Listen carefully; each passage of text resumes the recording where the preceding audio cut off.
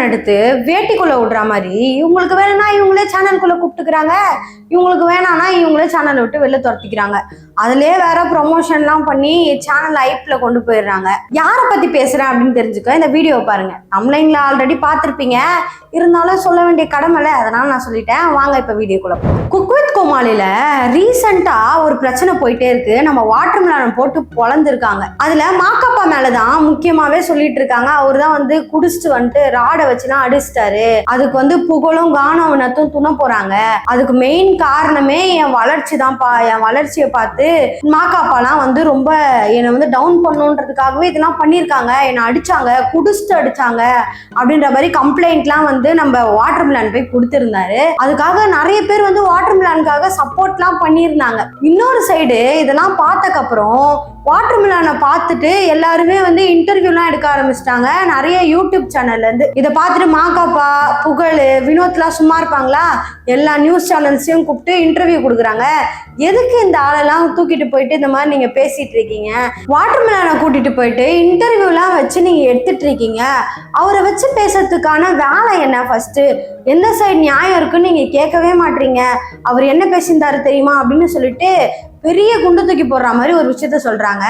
அது என்ன சொன்னாருன்னா, இந்த மாதிரி ஜாதியை பத்தி பேசுறாரு, நிஷா கிட்ட போய் தப்பா பேசிட்டாரு, ஒரு நாள் வந்து என் கூட இருந்துட்டு போ அப்படின்ற மாதிரிலாம் பேசினாரு. எனக்கு என்ன டவுட்னா, எனக்கு மட்டும் இல்ல மக்களுக்குலாம் என்ன டவுட்னா, இதுல இப்ப மட்டுமா அவர் அப்படிலாம் பேசிட்டு இருக்காரு, பிக் பாஸ்குள்ள இருக்கும் போதே அப்படிதான் பேசிட்டு இருந்தாரு, எல்லா பொண்ணுங்கிட்டையும் அப்படிதான் நடந்துட்டு இருந்தாரு, உள்ளேயே வந்து நான் மதுரைக்காரன்பா, அப்படிப்பா இப்படிப்பா அப்படிலாம் பேசிட்டு தான் இருந்தாரு. அப்பவே வந்து பிக் பாஸை விட்டு வெளில அனுப்ப வேண்டியது தானே, அப்பெல்லாம் விட்டுட்டு இப்போ வேணான்றப்ப வெளில துரத்தி விடணுமா?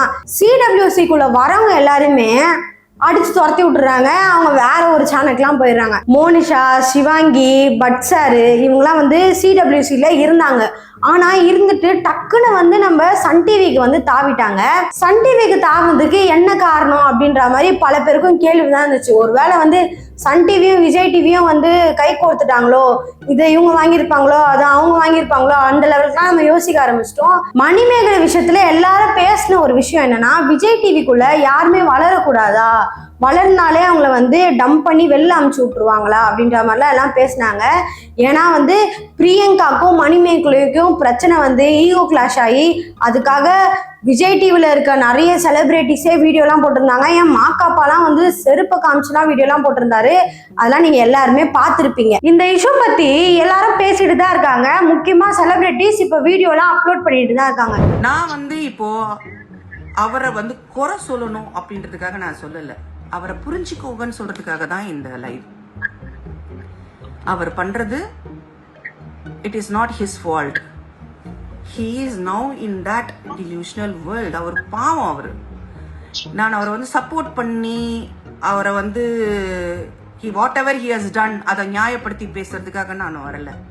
ஒருத்தருடைய சிச்சுவேஷன், ஒருத்தருடைய சைக்கலாஜிக்கல் பிரச்சனைகளை வந்து புரிஞ்சுக்கோங்கன்னு தான் நான் சொல்றேன். நான் நீங்க யூஸ் பண்ணிக்கிட்டீங்க ஒரு பர்சனை, நீங்க யூஸ் பண்ணிக்கிட்டீங்க. ஒருத்தர் வந்து வாட்டர்மெலன் கடிச்சிட்டு இப்படியே பண்ணதை வந்து நீங்க என்ஜாய் பண்ணீங்க. நான் சொல்றது மக்களோ இல்லை யூடியூபர்ஸோ, நீங்க வந்து யாரா இருந்தாலும் சரி, யூ ஆல் என்ஜாய்டு தட்.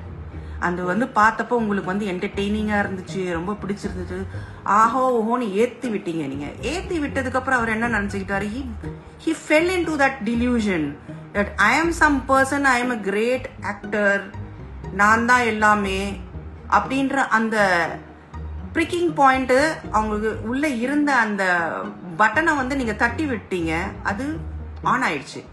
இப்போ அதுக்கப்புறம் அதை இன்னும் அக்ரவேட் பண்றதுக்கு வந்து நீங்க 1008 இன்டர்வியூஸ் அவரை கூப்பிட்டு வச்சு. பொதுமக்களுக்கு என்ன தோணுதுன்னு பாத்தீங்கன்னா, சிடபிள்யூசில இதுக்கு முன்னாடியே யாரும் பண்ணாத விஷயத்தையா திவாகர் பண்ணிட்டாரு. இதுக்கு முன்னாடி புகழ் வந்து எல்லார் தோல் மேலேயும் கை போடுவாரு, பெண்கள் கிட்ட பேசதான் செய்வாரு.